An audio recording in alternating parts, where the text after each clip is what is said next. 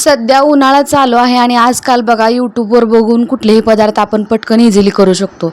पण सगळेच पदार्थ यूट्यूबवर बघितल्यानंतर पटापट आपले तसे तयार होतात का हो? सांगण्याचं तात्पर्य एवढंच आहे, इकडं तेल तापलंय आणि तेल तापल्यानंतर एकदम पांढरी शुभ्र अशी इथे ही चकली तळून घेतलेली आहे मी.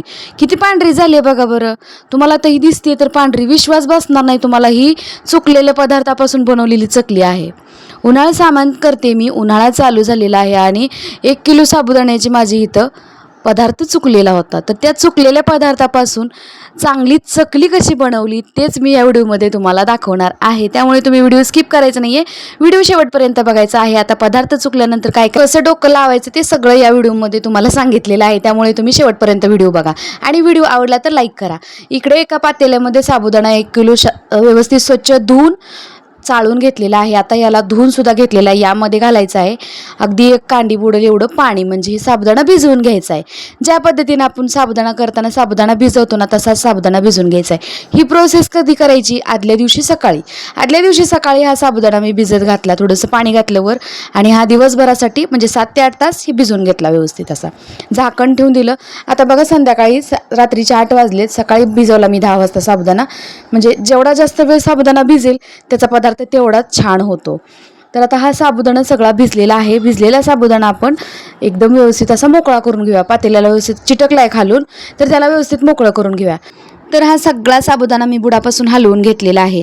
आता हा साबुदाणा भिजवताना ना मी एका भांड्यानं माप मोजून घेतलं होतं, ते म्हणजे या पाटीनं मी साबुदाणा व्यवस्थित असा मोजून घेतला होता. आता आपल्याला पदार्थ बनवायचा वेगळा आणि तयार झालाय वेगळा. काय बनलाय ते पुढं तुम्हाला पाहायचंच आहे, कारण मी सुरुवातच तुम्हाला सांगितलंय पदार्थ चुकलेल्या पदार्थापासून ही मी चकली बनवलेली आहे. आता हा साबुदाणा जो आहे ज्या पाटीनं मोजून घेतला होता ना, त्या पाटीनं मी पाटी भरून पाणी घेतलं. साबुदाणा किलो घ्या किंवा अर्धा किलो घ्या किंवा 2 किलो घ्या, कुठल्याही भांड्यानं तो साबुदाणा मोजून घ्यायचा आहे. इथं किलोवर प्रमाण नाही, भांड्यावर प्रमाण आहे. तर इथं काय केलं मी, 1.25 भांडे पाणी उकळण्यासाठी ठेवून दिलं. ज्या भांड्यानं साबुदाणा मोजून घेतलं ना त्या भांड्यानं 1.25 भांडं किंवा 1.5 भांडं पाणी उकळण्यासाठी ठेवून दिलं. इकडं पातेल्यामध्ये पाणी चांगलं उकळलेलं आहे, गरम करून घेतलं चांगलं. ते पण आदल्या दिवशी रात्री ही प्रोसेस केली आहे. त्यामध्ये थोडंसं मीठ घातलं. यामधलं थोडंसं पाणी काढून ठेवायचं आहे. मी यामधलं थोडंसं पाणीसुद्धा काढलं होतं. इकडं भिजवून घेतलेला साबुदाणा सगळा आपण मोकळा करून घ्यायचा आहे. हे खळखळ उकळलेलं पाणी जे आहे ते आपण या पातेल्यामध्ये घालायचं आहे. ही प्रोसेस ना आपण आदल्या दिवशी रात्री करून ठेवायची आहे. म्हणून सांगते, आदल्या दिवशी सकाळी साबुदाणा भिजवायचा, भिजवलेल्या साबुदाण्याला रात्री उकळत्या पाण्यामध्ये टाकून द्यायचं आहे, म्हणजे टाकून भिजवून घ्यायचं आहे व्यवस्थित असं. म्हणजे उकळत्या पाण्यात टाकल्यामुळं काय होतं, आपला साबुदाणा शिजतो, आतल्या त्याची प्रोसेस होती शिजण्याची. त्यामुळे याला रात्रभरासाठी पाणी उकळून ठेवलं, यामध्ये असंच झाकण ठेवून द्यायचं आहे आणि याला रात्रभरासाठी असंच ठेवून द्यायचं आहे. आता पाहायचं आहे दुसऱ्या दिवशी सकाळी. आता इथपर्यंत तर सगळी प्रोसेस व्यवस्थित झालेली आहे. पाण्याचं सुद्धा व्यवस्थित असं प्रमाण टाकलेलं आहे मी.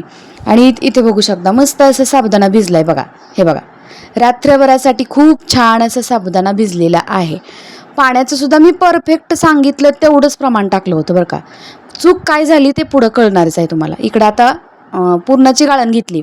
पुरणाच्या गाळणीनं आपण हे सगळा या साबुदाण्याचा चीक आपण गाळून घ्यायचा आहे. म्हणजे हे बघा, चीक सगळा आपण पाडून घ्यायचा, म्हणजे याला मिक्सरमध्ये फिरवण्याऐवजी पुरणाच्या चाळणीनं व्यवस्थित असं याचा चीक काढून घ्यायचा या पद्धतीनं.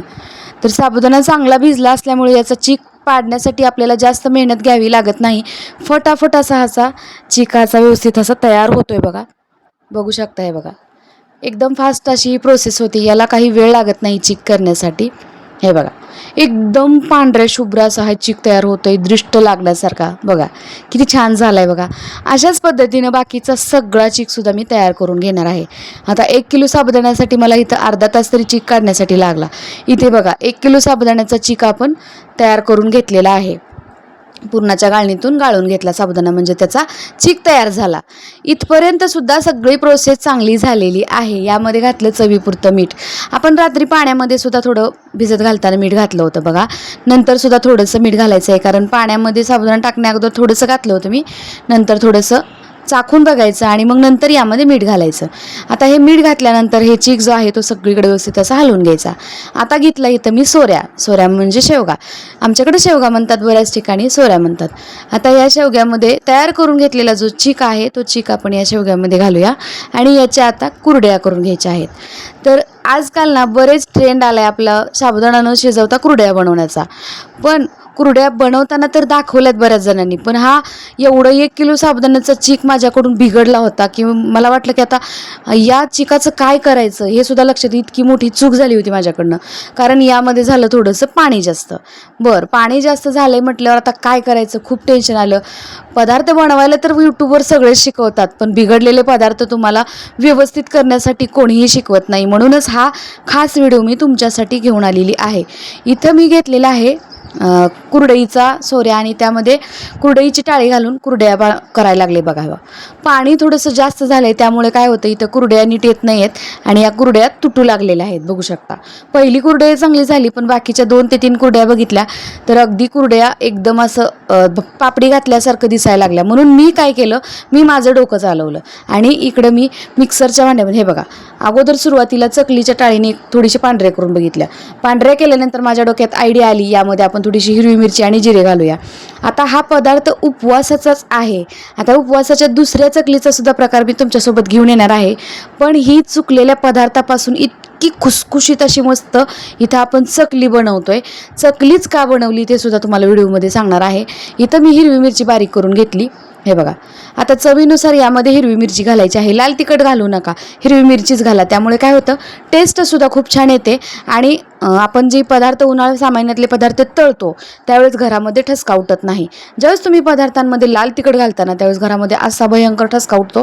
त्यामुळे लक्षात ठेवायचं, हिरवी मिरची काय होतं, उन्हाळ्यात उन्हामध्ये वाळल्यानंतर त्याचा तिखटपणा निघून जातो, पदार्थामध्ये मिक्स होतो, त्यामुळे तळताना त्याचा घरामध्ये ठसका होत नाही. ही खूप महत्त्वाची टीप आहे. यामध्ये थोडेसे मी जिरेसुद्धा घातलेले आहेत. जिरे आणि थोडीशी हिरवी मिरची घातल्यामुळं काय झालं, आपला जो पांढरा शुभ्र चिक होता त्याचा थोडासा कलर बघू शकता बदललेला आहे.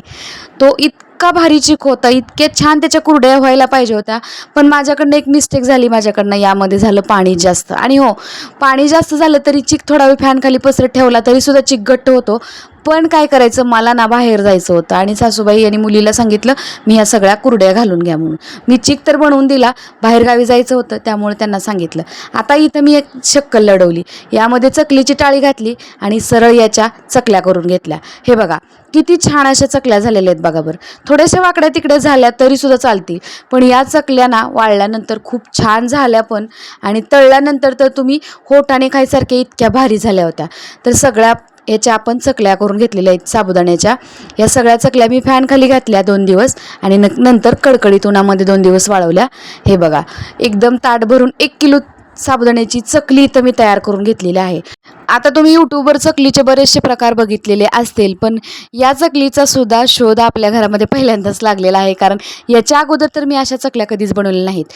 बनवल्यात चकल्या वेगळ्या, साबुदाणा आणि बटाटा शिजवून त्याच्या चकल्या बनवलेल्या आहेत, पण साबुदाण्याच्या चकल्या मी पहिल्यांदाच बनवलेल्या आहेत.